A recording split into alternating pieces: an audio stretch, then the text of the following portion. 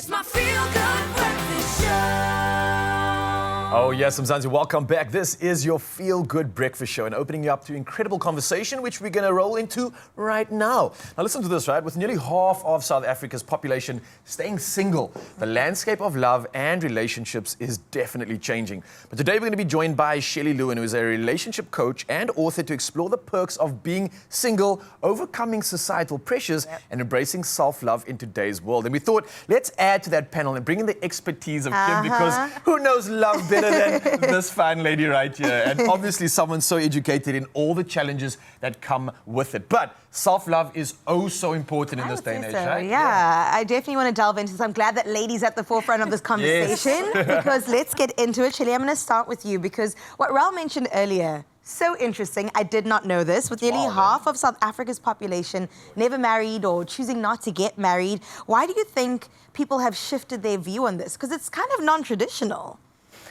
Yeah, it's a great question. I actually think that we're moving away from obligation-based relationships and moving towards conscious, intentional partnerships. Wow. So, you know, where marriage used to be a bit of a default life path choice, I think marriage is now more of a choice than a requirement. Sure. And I just think that we're prioritizing our own self-awareness and self-care and following your aspirations and your career ambitions and following your passions. Yeah. So instead of this, you know, trying to fit into society and getting that external validation, it's more around internal fulfillment now. Come on, say that louder for the people in the back. I love that. That's an empowering statement, Absolutely. right? Because you often hear the conversation, or when I chat to a lot of friends that have been single for years, they're waiting for the one. Yes. I don't know if you heard that term. We're waiting for the one to just sweep me off my feet, do the things that I need, fill the gaps that I have in my life. Yes.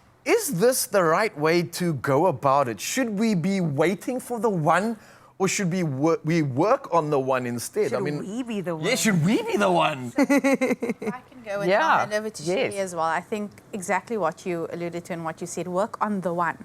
Because you can't pour from an empty cup. You cannot fill someone else's cup if you're not fulfilled. Can't pour from an empty cup. I love You that. cannot pour from an empty cup. And I think that's been the biggest thing for me in loving myself.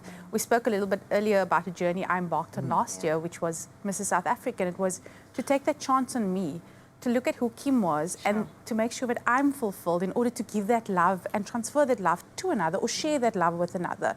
And as you mentioned, it's about that connectedness. So no more, it's conscious connectedness is where we're at. I think as a society, as we, even kids, just listening to the conversations my nieces and nephews have, it's very much about, do I know me? Do I understand me? Do I love me first? And then I'm able to share who that is with someone else or with others. And this is a good thing, right? Yeah, you're not half of a whole. You're already complete. I like that. Can you say that again? Just like drop the mic while you're at it. You just left it there. I didn't catch that. Yeah, you're not half of a whole. You're already complete. Already complete. That is so beautiful and such a wonderful reminder. I always try to, tell myself, you've got to give out of abundance, not lack. So you're right.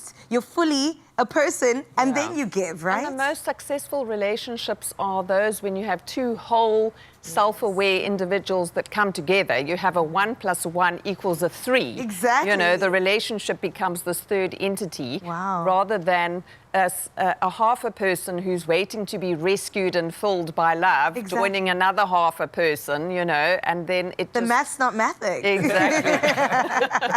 Well, let's get into Valentine's Day. We are celebrating love today. And, people often feel some type of way. They say it's Singles Awareness Day. Oh, doom and gloom for those people who don't have a significant other. But maybe there are some perks for just flying solo this year. Can we maybe explore that a bit?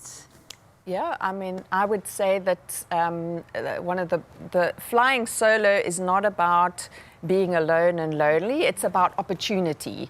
Ooh. You have the opportunity to really get to know yourself, and what you mentioned earlier, get to know who you are when you're in a good space and what makes you a happy individual, so that you can build your relationship with yourself and you can enjoy your own company.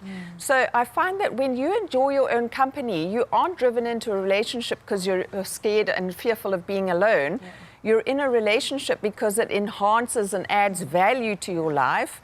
And it's not that your self-worth or your identity is tied up on, oh, I'm being rescued by love, you know, tick box.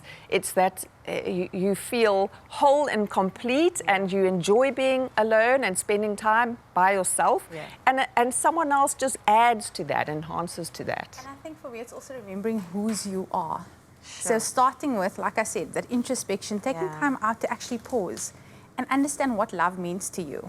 And how are you showing up as love? Yeah. How are you sharing that love in understanding whose you are and then who you are? So many times we get defined by what we do. And I think the most important thing is to be reminded about whose we are before what we do. Yeah. Because I always say you can have all the titles in the world, but if you're not a good person, if you don't understand what that means, and if you're not fulfilled as a person, all those other things don't matter. They're meaningless. So I think it's also time to reflect, time to understand that you need to love yourself every day, Sure. not just dedicated to one specific day. Yeah. What a beautiful and pertinent reminder. on, ladies. And on Valentine's Day, we're going to do just that. And we're going to carry this conversation on in just a bit of Mzansi. But before we do, we thought let's serve you up with something delicious and then tuck into some serious convo once again. See you soon.